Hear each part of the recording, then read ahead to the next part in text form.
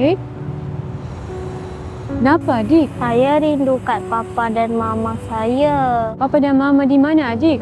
Diorang dah meninggal dunia, tinggal saya sorang-sorang je. Kesiannya, adik. Saya teringin nak makan ambuyak. Tapi ayah dah tak ada. Tak sempat nak ajak dia makan ambuyak. Tak perlah. Jom, akak belanja makan amboyat. Boleh ke? Boleh.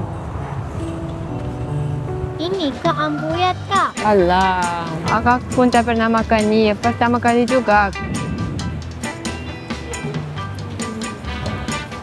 Sedapnya. Sedap kan, tapi pedas.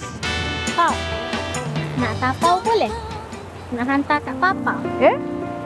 Macam mana? Adik nak bagi kat papa, adik? Letak kat kubur. Mana boleh macam tu berdosa tu? Ya ke? Tak apalah, Kak. Kesian bapa saya tak dapat makan ambuyak. Sabarlah, Sumail.